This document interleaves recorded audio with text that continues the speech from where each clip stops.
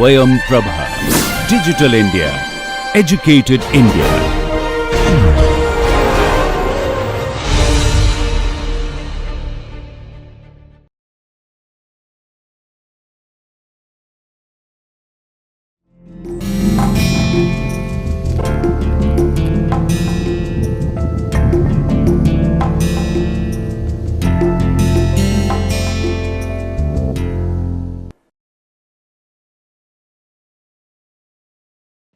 Hello viewers, I am Dr. Saurabh Rana from Faculty of Law, University of Delhi, and I along with Professor Dr. Vageshwari Deshwal, Faculty of Law, University of Delhi, would be discussing procedural criminal law which is contained in Bharatiya Nagrik Suraksha Sanhita 2023, and today in this session we shall discuss the provisions regarding bail and bonds. Now, we would see this section 187, chapter 13 BNSS, which provides procedure when investigation cannot be completed in 24 hours. So, if the police does not complete investigation within 24 hours, then what to do? Where to take the accused and what is the procedure further? Then we'll see chapter 35, wherein we would see the provisions of regular bail, anticipatory bail, and provisions regarding bonds. Now let us start with section 187. This is not there in chapter 35, as in this is a separate idea of the accused getting bail. It is called default bail. It is not called regular bail, as in it is not a regular bail that the accused would be granted under chapter 35, but it is a different idea that we'll see here. Now, it says whenever any person is arrested and detained in custody, and it appears that the investigation cannot be completed within the period of 24 hours. So, the police is of the opinion that the investigation would not be completed within 24 hours fixed by 58.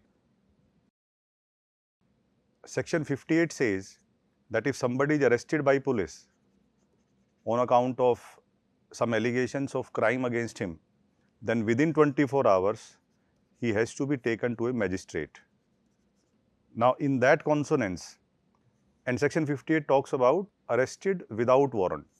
Police may arrest a person without warrant in the circumstances mentioned under section 35. So, if a person is arrested without warrant, then he has to be produced before 24 hours before a magistrate. Now, what about if he is arrested with warrant? That is under section 78. Now, Anupam Kulkarni 1992 and Dawood Ibrahim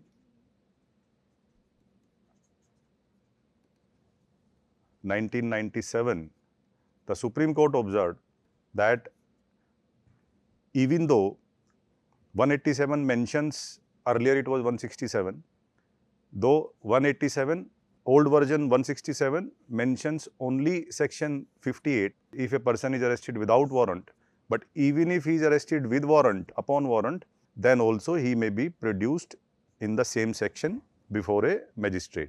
So, howsoever a person is arrested with warrant, warrant shall always be issued by the court, with warrant or without warrant. Without warrant, he may be arrested under section 35. Now, howsoever he is arrested, first 24 hours is for the police to retain him, that the police may detain him, police may keep him in its custody. Of course, for the purpose of investigation, not for the purpose of torture, but for the purpose of investigation. If that investigation is not completed within 24 hours, as I said that for the first 24 hours they may detain a person, keep a person, then they would have to come to the magistrate under section 187 for keeping him in such custody as the magistrate would then direct. Now it says, and there are reasonable grounds for believing that accusation is well founded. Of course, the magistrate would see that there are grounds for believing that the accusation against the accused or the information is well founded. Then it says that the SHO or the police officer making investigation shall forthwith transmit to the nearest magistrate. Nearest magistrate, as in subsection 2 says whether he has or has not jurisdiction to try the case.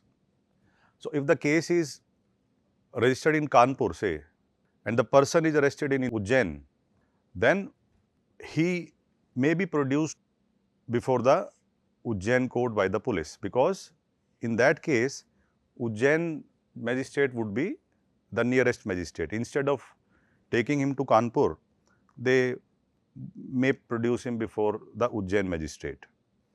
So within 24 hours of the arrest, the person shall be produced before the nearest magistrate with a copy of the entries in the diary hereinafter specified. This diary is called case diary. Case diary, section 192. Case diary. Case diary is like a student's class notes.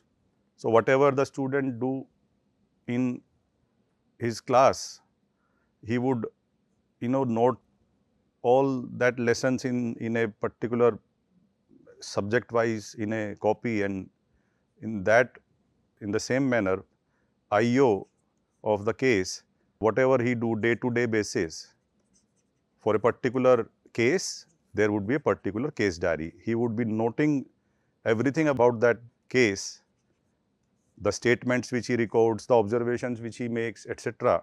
He will record it in case diary.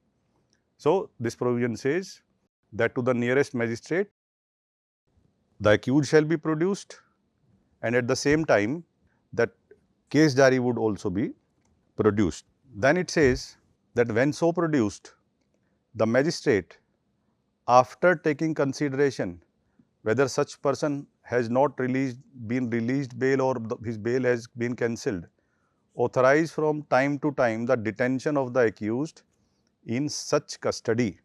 Such custody means that he may be produced, given to police custody, now that the police has taken him and the police wants his custody further, that they want to interrogate him. So he may be sent to police custody or he may be sent to judicial custody. Judicial custody or police custody. Judicial custody would be in the prisons. So suppose a person is arrested in Ujjain, he would be sent to prisons in Ujjain. Though they are kept separately from the convicted persons, they are called under trial prisoners. So those who would be there in the prison under section 187 would be called under trial prisoners, because they have not been punished by the convicted and sentenced by the court yet. So the magistrate would be sending him as he thinks fit, in such custody as such magistrate thinks fit, for a term not exceeding 15 days in the whole. Now this has been added by the new law. Earlier it was still here only, and now that this has been added, this part, or in part, at any time during the initial 40 days or 60 days out of detention period of 60 days or 90 days. Now as I said, this part has been added in the BNSS 2023, it was not there in CRPC 1973. Now the background of this addition is that from Anupam Kulkarni case 1992 Supreme Court, it was the opinion of the Supreme Court that the accused may be sent to police custody only during first 15 days. See, the idea of section 187 custody is 60 days or 90 days. As I told you, the idea of section 58 custody or 78 custody, 58 without warrant, 78 with warrant, is of 24 hours only. section 187 idea of custody. Now here on the order of magistrate is 90 days or 60 days, as we will see here. 90 days, as it say, as the section provides, 90 days where the investigation relates to an offence punishable with death, life imprisonment or for a term of 10 years or more. So where the offence alleged against the accused is punishable with death, life imprisonment or 10 years or more, the custody of 187 would be 90 days. And if it is otherwise, the custody under section 187 would be 60 days. So as I said, this custody would be for 24 hours, this custody would be for 90 or 60 days, it cannot be more than that. Now the idea here is, Anupam Kulkarni said, and the courts thereafter were of the view, that out of these 60 or 90 days that is possible under section 187, only for the first 15 days police custody is possible, and after 15 days till 60, I mean if it is 60 days case, then for 45 days, and if it is a 90 days case, then for 75 days it would be only judicial custody. So the person cannot be sent to police custody after 15th day, though he may be sent to judicial custody. The idea was to keep people secure from the police, as the reputation of police is. Now here if we see that, and then recently the Supreme Court in some cases observed that this 15 days idea should be abandoned, that the police custody may be possible, of course for 15 days, but not necessarily for the first 15 days. Anupam J. Kulkarni idea was 15 days, that too for the first 15 days. But now the Supreme Court observed view in many cases recently 2023-24 that this custody would be for 15 days, but it may be as in any 15 days throughout this 60 or 90 days. So it may be 4 days, then 10 days judicial custody, then 2 days police custody, then say for 8 days judicial custody, and then for 3 days police custody. So that view was taken by the court. It seems that this provision is in consonance with that the recent view of the Supreme Court, whereas this provision says that this 15 days may be in the whole or in parts at any time during the initial. Now it has set another limit here. Out of the 60 days or 90 days, it has selected initial 40 days or 60 days. So out of 60 it has selected 40, out of 90 it has selected 60, and for these 40 or 60 days the police custody may be any 15 days, as the case may be, as provided. So now, so that is, so then it says, and if he has no jurisdiction to try the case or to commit it for trial and consider further detention unnecessary, he may order the accused to be forwarded to magistrate having such jurisdiction.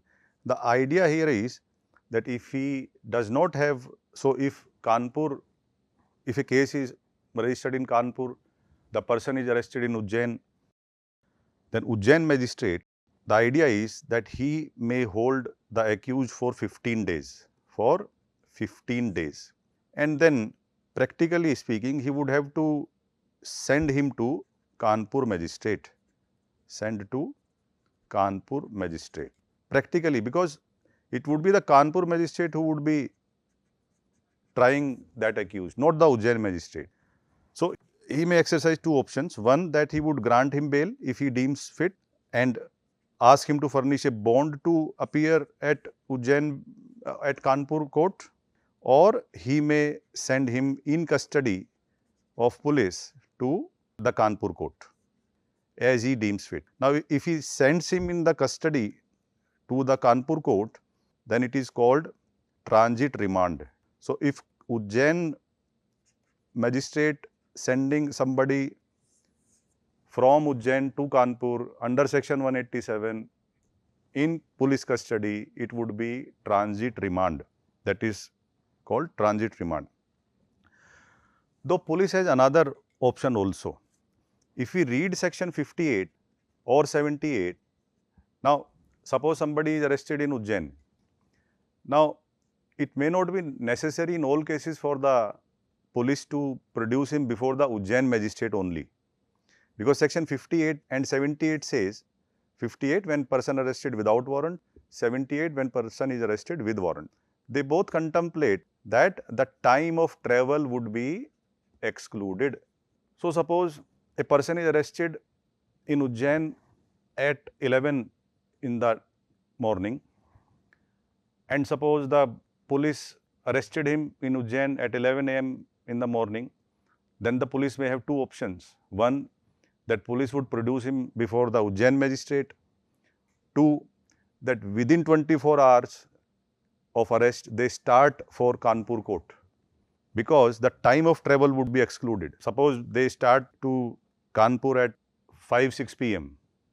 Then whatever time would be taken for reaching from Ujjain to Kanpur would be excluded, and they would be producing that person before the Kanpur magistrate directly. And then the Kanpur magistrate would decide as to what to do with that person under section 187. Should he be sent to police custody? Should he be sent to judicial custody? Or should he be granted bail? Now, let us see what it further says. It says, the magistrate may authorize the detention of accused person beyond the period of 15 days, as in earlier it was first 15 days that were crucial in CRPC 1973, that were crucial for having police custody. Now it is 15 days in 40 days or 60 days if the offence is punishable, as in if the total custody of 187 is, 60 days or 90 days, and this 60 days or 90 days would be decided 90 days if it is more than or equal to 10 years punishable offence, 60 days otherwise. So, first this will be considered, then it will come to affect this, and as per here it would be 15 days in 40 days or 60 days as the case may be at this point. Now, howsoever it is, if the person is to be detained beyond 15 days, then adequate ground must exist, but no magistrate shall authorize the detention of accused person in custody under this subsection for a total period exceeding 90 days, as we have discussed, 10 years or more, 60 days where the investigation relates to any other offence, Now, we know that 90 days are in these offences, 60 days are in other offences, but let us see how these 90 days or 60 days would be counted. How counted? Now, earlier there have been two views of the Supreme Court. One view is represented by Rustam, 1995, M. Ravindran, 2021. Another view is represented, now this view says that date of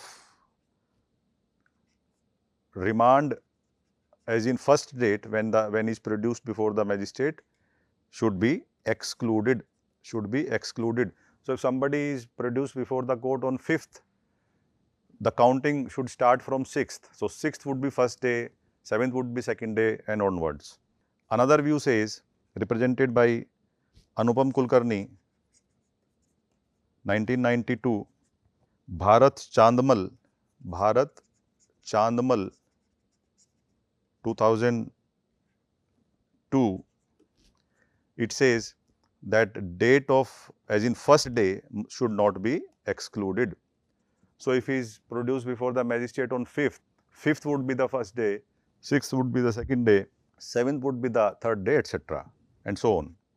Now, recently in ED versus Kapil Vadhavan,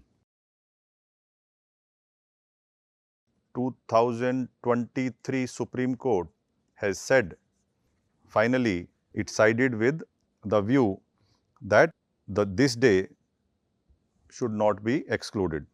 First day, so finally this view prevailed. And now the law is that if suppose on 5th the person was arrested, it will be the first day, 6th will be the second day, 7th will be the third day, and so on.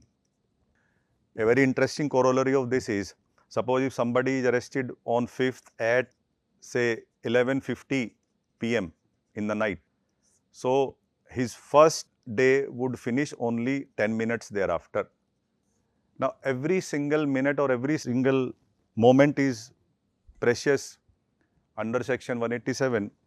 The reason is that once 90 days or 60 days expire, 187 custody terminate. As I said earlier, 58, 78 custody terminates at 24 hours. Then the accused is produced before the magistrate. Then his 187 custody start, as we discussed. It would be police custody or judicial custody. It would remain there for 60 days or 90 days, as the case may be, as we discussed. Now, once this custody expires, it would expire on 60-90 days. The next possible custody is under 346. 346 custody, the prerequisite is that the court takes cognizance. Court takes cognizance of the case. And for court taking cognizance, in a case instituted on police report, the challan would be required. I mean, court takes cognizance on challan, that is called police report. Now, if police report is not there, challan is not there, how would the court take cognizance? The court cannot take cognizance in that case, and hence 346 custody would not start. So, if 187 custody ends, but 346 custody does not start, what would happen? The person has to be mandatorily granted bail, because Article 21 says every moment of somebody's liberty, if curtailed, must be justified by law. And here there is no justification that a person is kept in custody. His 187 custody has expired. 346 custody would not start because the police has not filed challan, if the police does not file challan. If the police files challan within 60 days or 90 days, then the court may take cognizance on that, and in that case, he would still remain in the prisons. But if the police does not file challan within 60 days or 90 days, then his 346 custody cannot start, and so there would be a gap and the person has to be released on bail. This is called default bail, and this is that we are discussing here. Then it says, shall be released. So, after 60 or 90 days, as the case may be, the person shall be released if he is prepared to and does furnish bail. Now, what does it mean? If he is prepared to and does furnish bail, it means he avails the bail. Now, suppose, now availing means two things. One, that he mentions before the court that his time has expired, as in that 60 days or 90 days have expired, and he should be set free. It may be orally, it may be in a writing, in an application. Two, that he is ready to furnish bond for coming out, as the case may be, required by the court, as the case may be his personal bond and or surety bond.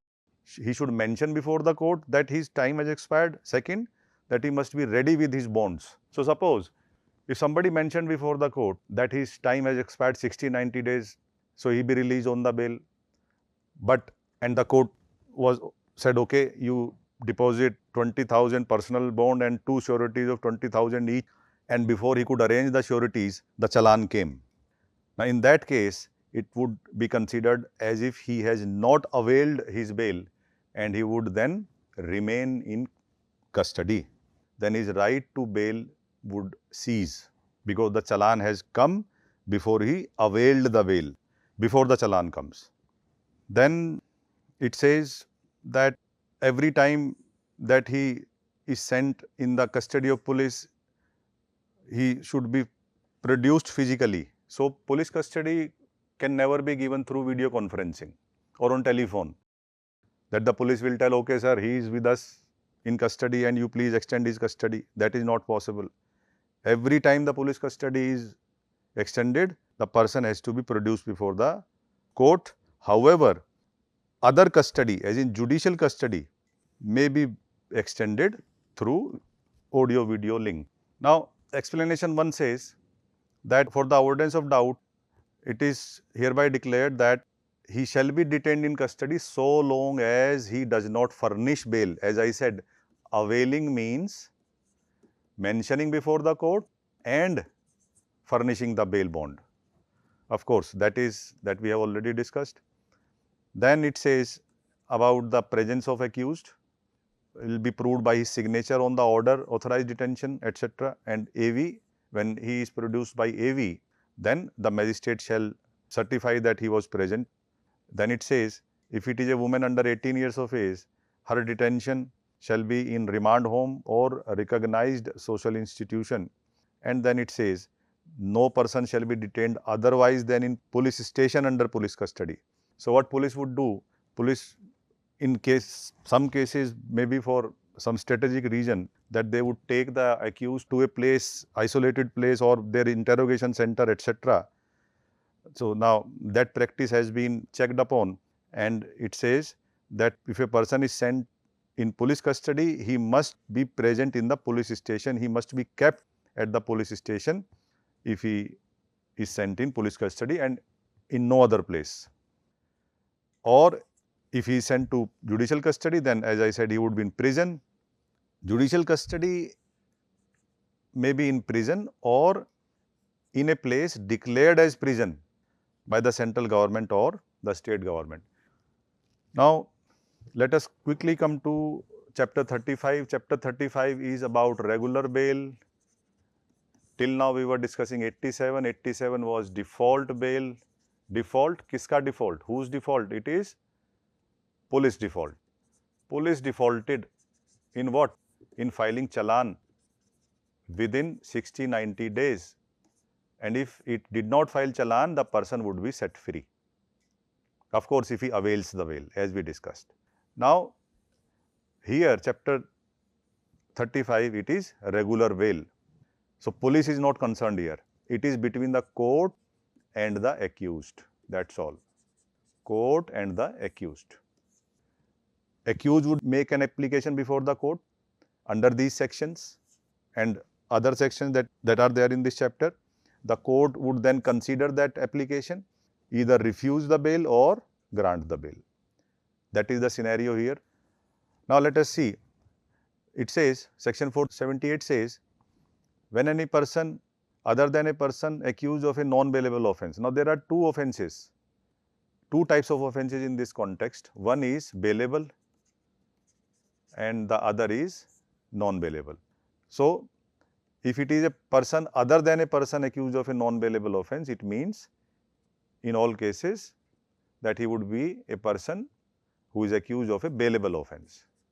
So, if a person is accused of bailable offence, and how would we come to know whether it is bailable or non-bailable? We would look at the schedule appended to BNSS. When you go at the back of BNSS, as in the last part of it, you will find a schedule. So, there would be some columns there, and in those columns, it would be like section 70 IPC, 70 BNSS. Is it cognizable or non-cognizable? Is it bailable or non-bailable? Triable by whom? Everything would be mentioned. For every section of BNS, these information would be there. So, you quickly come to know if, say, murder is bailable or non-bailable, theft is bailable or non-bailable. So, that schedule will tell you.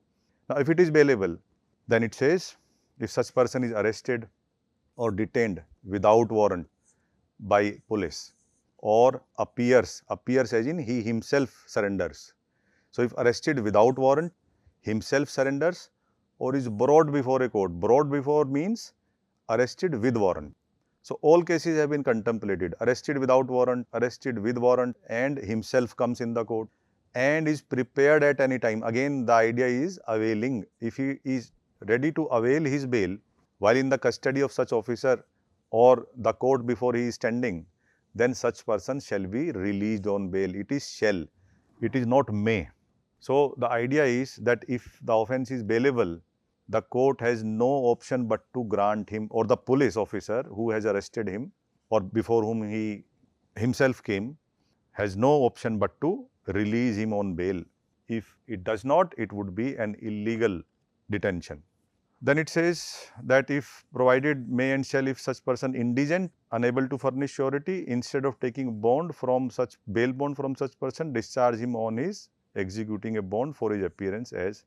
So now, as I said earlier, personal bond is one thing and surety bond is another thing. Personal bond is of that person who is arrested. Surety bond is the person who maybe his relatives, maybe his friends, that is, who may have control over that person. So, the idea is that he would come before the court in future and these person would make sure that he comes to the court in future to attend the dates. So, the idea is that if he is an indigent person and he is unable to furnish surety, so nobody is willing to come to court for him to stand guarantee for his presence in the court for future. Then in that case, instead of taking sureties, he may be released on his executing his own personal bond. Then it says, now who is indigent? Now then it says, a person who has been in jail for a week would be an indigent person. It shall be sufficient ground for police or court to assume that he is an indigent person, because otherwise nobody will go to jail.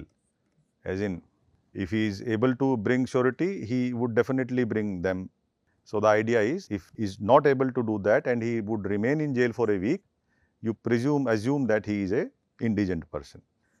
Now, let us quickly move to another provision that which says, section 479, it says, now the idea of these provisions is that it has been observed that a person who has been tried for, say, an offence which is punishable up to 3 years, he is languishing in jail for, say, 10 years or 12 years.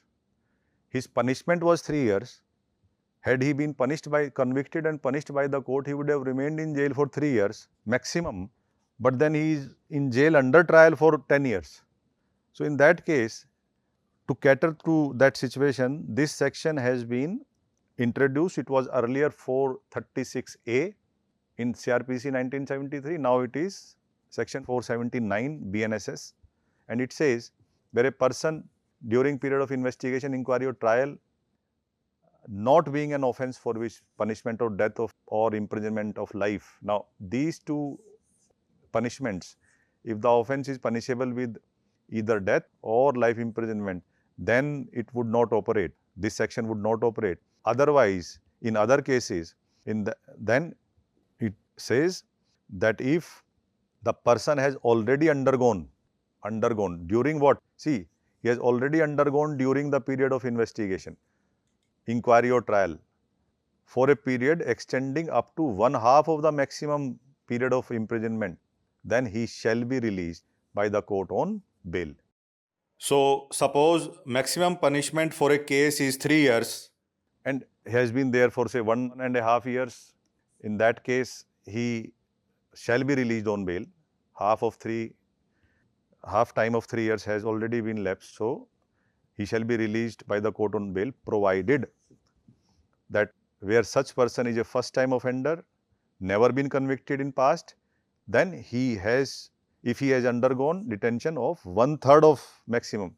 So, in that case, he shall be released after 1 year. So, if the offence is punishable by 3 years, if a person is a first offender, he shall be released on his passing of 1 year in the prisons under trial. Provided further that the court may, after hearing the public prosecutor, reasons to be recorded by it writing, such person continued detention of such person for a period longer than 1/2 of the said, or release him on bond instead of his bond. Then it says, provided also that no such person shall in any case be detained during the period of investigation, inquiry, trial for more than the maximum period of imprisonment.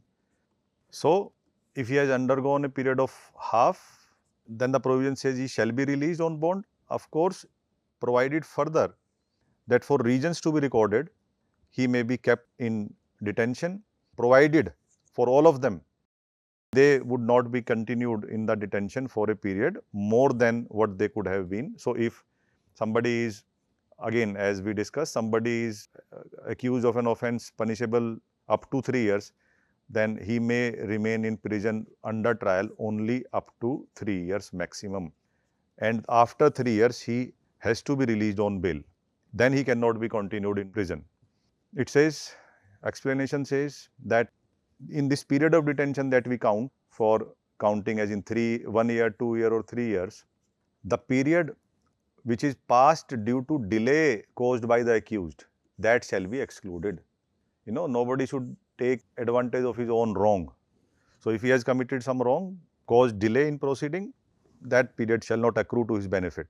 And then it says, superintendent jail where the accused person is detained on completion of 1/2 or 1/3 as the case may be, shall forthwith make an application in writing to the court. So, it has now the responsibility has been put on the shoulders of the superintendent of jail, because the prisoners may be poor, may be illiterate, may not be knowing about the provisions of law, and they may continue to languish in jail. So, now the responsibility has been put on the shoulders of the superintendent that he would inform the court whenever that happens. Now, earlier provision was about bailable offences. Now, this is about non-bailable offences. As I said, non-bailable offence, again you look at schedule 1. So, suppose you look at dacoity. Now, dacoity has a section in BNS. Now, look at that section in the schedule, you will find whether it is bailable or not, that is all. There is no rocket science. Now, if it is non-bailable, then it says, so if it is bailable, we have already seen that the person shall be released on bail. I mean, the court cannot say no, or the police officer cannot say no. But here, the word used is may. Agencies may release him on bail, may not release him on bail. And the court here contemplated is court other than High Court or Court of Session, other than. So, that remains with Court of Judicial Magistrate. So, section 480 is for judicial magistrate courts and for non-bailable offence, where it is provided that such judicial magistrate may release a person accused on bail, may not release on bail. Then it says, such person shall not be so released if there are reasonable ground for believing that he has been guilty of offence punishable death or life imprisonment. No bail here by magistrate. So, magistrate cannot give bail in a murder case, say for example, because murder is punishable with death or life imprisonment. And then it says further that also such person shall not be released who has been accused of a cognizable offence, previously convicted of an offence punishable, or he had previously convicted. So, this is something that should be also be seen. And then it says that both these cases, as in 1 and 2, the court, the magistrate can still release, even in case of murder, as has been provided, even in a case of murder, the magistrate may grant bail if such person is a child, the accused is a child, or the accused is a woman, or sick or infirm. The word used here is may. So, if there is a woman accused, she cannot claim it as a matter of right that she must be released on bail. I mean, there is no entitlement here. It is only that the court may grant bail in these cases. And then it says that in clause 2, especially here in this part, that the court may grant bail for special reasons. Then it says, provided also that mere fact that an accused person may be required for being identified by witnesses during investigation. Police conduct TIP. TIP is test identification parade, where the accused would be, identified by the witnesses.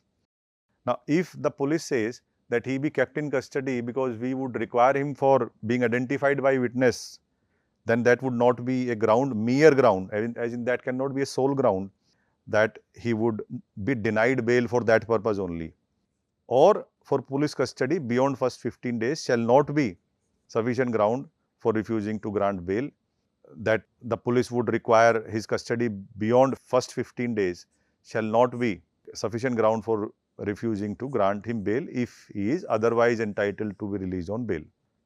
Now let us quickly see the remaining provision. It says if it appears to such officer, so police is also empowered to grant bail even in non-bailable case, though for practical reasons, they would not make any endeavor to do that.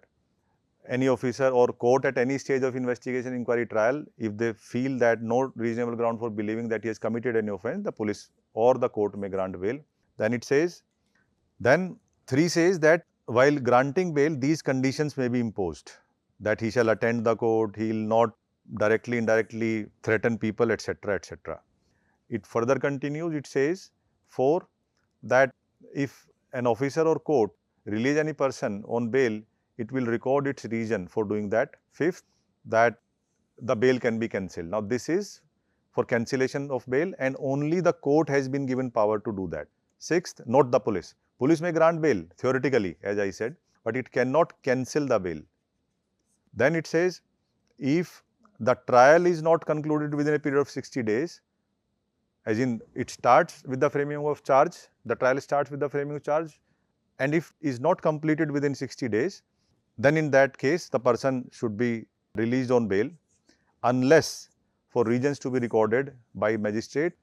Now, this provision has been obsolete because of this unless that the magistrate would otherwise direct. So, there is not much use of this provision. 7th, then it says after the conclusion of trial and before the judgment is delivered. If the court is of opinion that he is not guilty, it shall release him on bail. Then it says, now section 481, now earlier what would happen?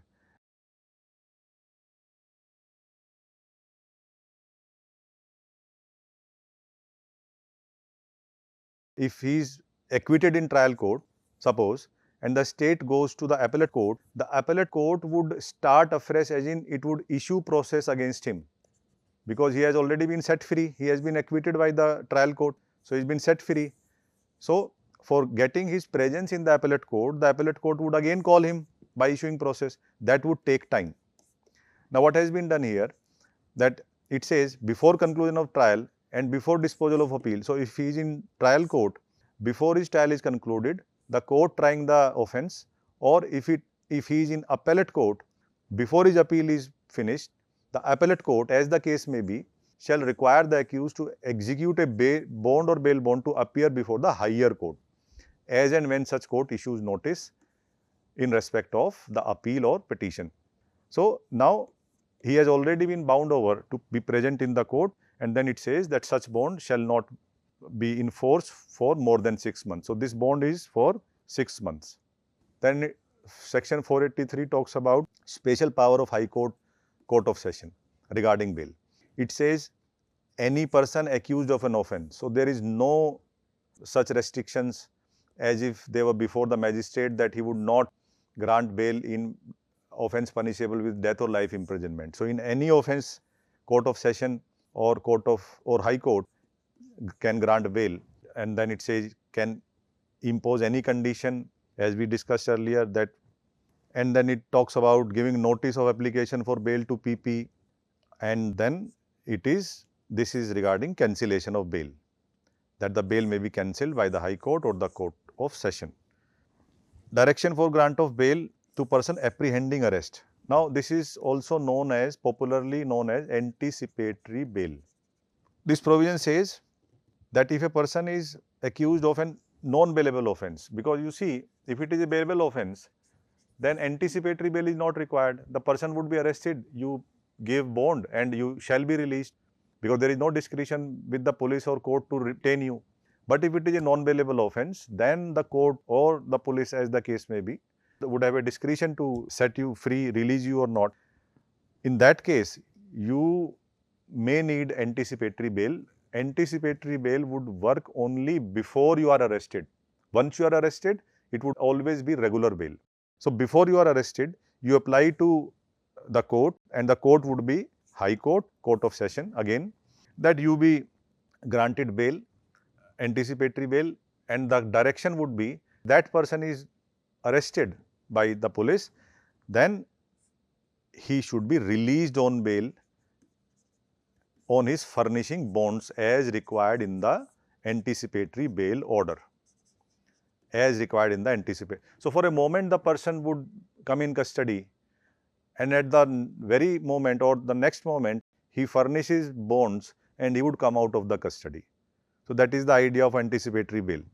Now, there are decisions which have said that it should not be a blanket order of anticipatory bail, as in whenever for whatever offences the person is arrested that he would be granted bail. It should be for a case and for certain sections, as in that should be mentioned. It cannot be a blanket order.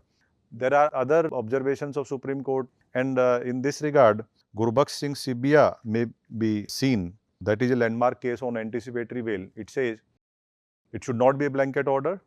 Then it says it should not, I mean, it is not necessary that it is restricted in frame of time, as in till filing of challan that you are granted anticipatory bail. Once challan comes, you have to seek fresh bail, etc. So, it can be for throughout the trial, as in once granted, it would work in that case throughout the trial. It need not to be restricted to a particular time frame.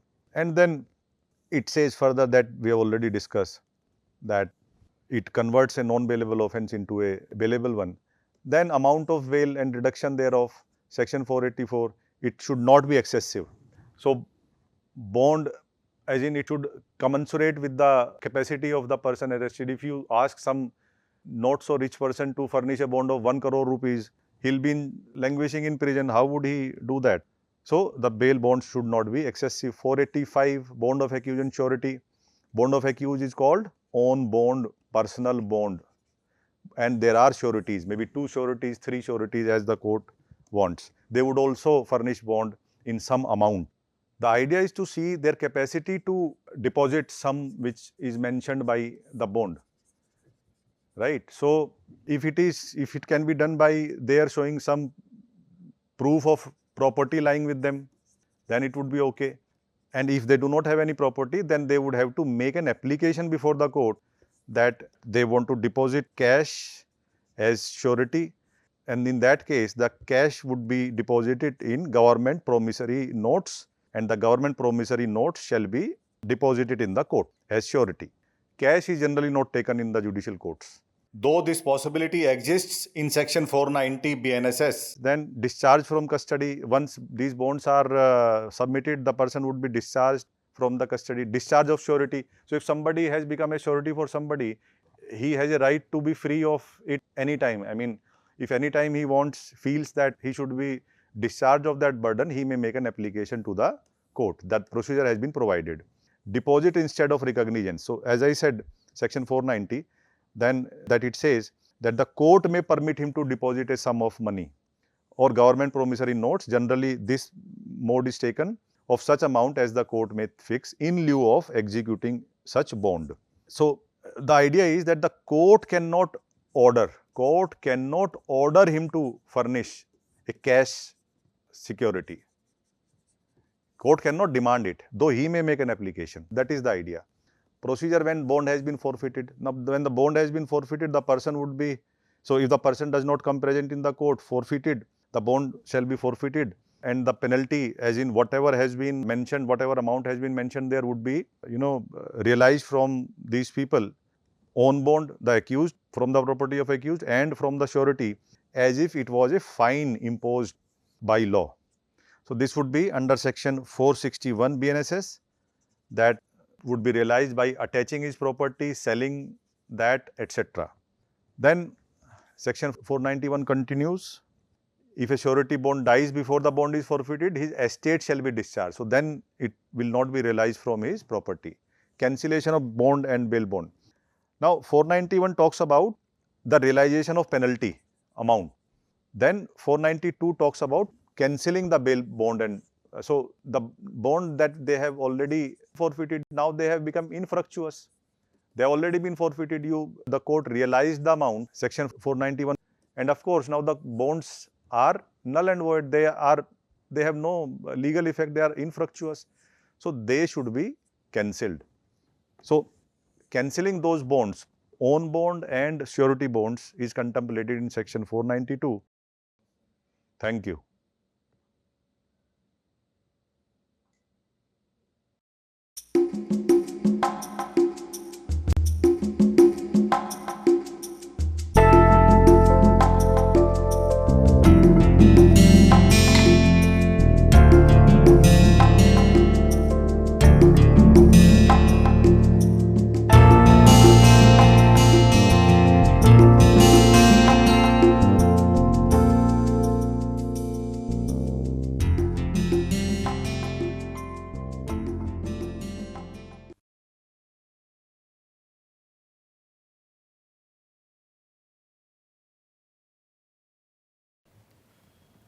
Understanding oneself, understanding others, understanding society at large, understanding the nature, these are all driven by basic human curiosity. We would all love to understand why things happen, what happens, what is the final outcome, why certain things fail. These are all exercises that we perform in various domains of knowledge. Therefore, knowledge in various domains, you would realize they are actually social artifacts. They have to be rooted into historical perspective, they have to be culturally salient, and there would be socio-political reasons behind this. Whether you talk with respect to engineering sciences, whether you talk with respect to physical sciences, biological sciences, social sciences, that is the reason why humanities and social sciences should be understood by all of us. The knowledge that is segregated, that is divided with respect to areas, specializations, all of them needs to be understood in its context. And what provides the context? It is the social reality. How do you correlate knowledge in a given domain with the cultural reality, with the social reality, with the socio-political compulsions? Okay, how do you understand the law of nature, okay, in its totality? And for doing that, you require the understanding of humanities and social sciences. Say for instance, if you are trying to understand the effect of a particular bacteria, a virus, any microbe, how it affects behavior, how it affects the organism, human being, you start looking at it from a pure biological point of view. If you are trying to look at a particular type of a wavelength, say for example, you are emphasizing on the understanding of the effect of radiation on human life, you are looking at things from a physical point of view. You are looking at the corresponding changes inside the body, you are looking at the physiological side of the understanding of the information. You are trying to understand why, despite knowing the risk that is inbuilt in the process, why still human beings engage into it. You are looking at it from a pure behavioral point of view. Why society at large admire things which has full of risk. You are trying to understand things from a pure sociological point of view. Why people use particular set of words to explain those experiences. You are trying to understand things from the linguistic point of view. So, there are a whole lot of things, and then finally you try to combine all of them to say that what are the guiding principles in life. Then you say you are looking at life, you are looking at humanity from a pure philosophical point of view. And this is what social sciences courses provide you. They provide the context to you in which you would be finally positioning the understanding of the knowledge in any given domain. It could be engineering, it could be sciences, it could be medical sciences, it could be social sciences stuff, it could be humanities stuff. So, contextualizing the knowledge is what humanities social science courses help you obtain.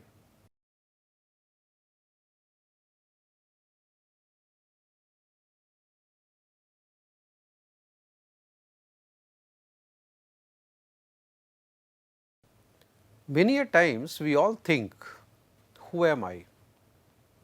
Why am I doing whatever I am doing? Why do I feel attracted towards others? Why do I feel very aggressive in certain instances? Why certain people or certain type of acts they repel me? Why is it that I always search for certain things which look very, very ambiguous? These are the things, these are the questions that all of us experience, all human beings. And you would realize that many a times certain domains of knowledge, especially within social sciences and all sciences at large, when you look at it from a philosophical point of view, they would try to give you the answers to these questions. Now, one of the branches of understanding which helps you understand things much better, which also helps you understand not only what is visibly present before you, what is glaringly apparent to you, rather which also tells you what is not visible at all, what goes within.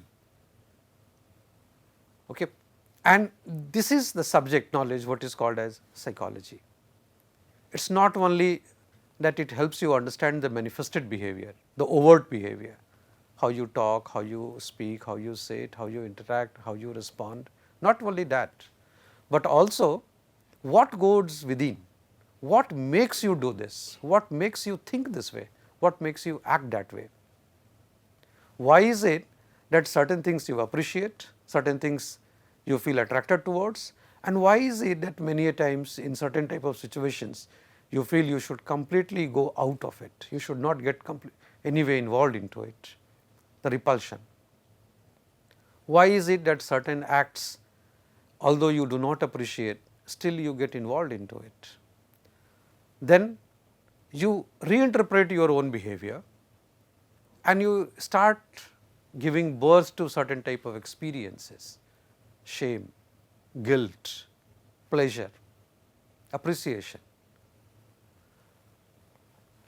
You see world in a particular way, you analyze it in a particular way, you derive emotion out of it, feeling out of it, and the mix of what you perceived along with what you experience, it makes you act in a particular way, respond in a particular way. Your response is received by somebody else, and then the other person also responds in that situation. Now, there are situations where several people interact simultaneously.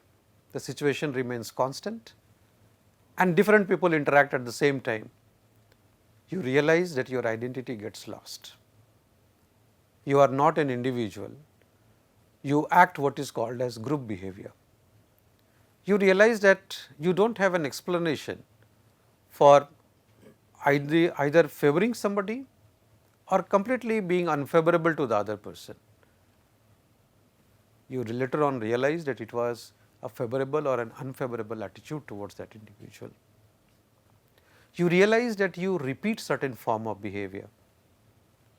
Why? You do not know. People tell you that such type of repetitions are not normal. Human beings largely do not do that. And then you realize that okay, this is a particular pattern of a behavior for which I require the help of a specialist.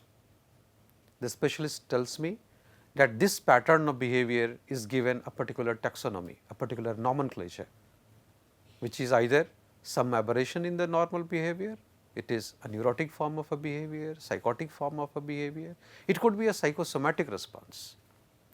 And psychology, it covers all of this. So, if you want to understand yourself, if you want to understand others, this is the subject which helps you achieve that target. It is behavioral sciences that makes you understand human beings, human responses, human existence in complete totality.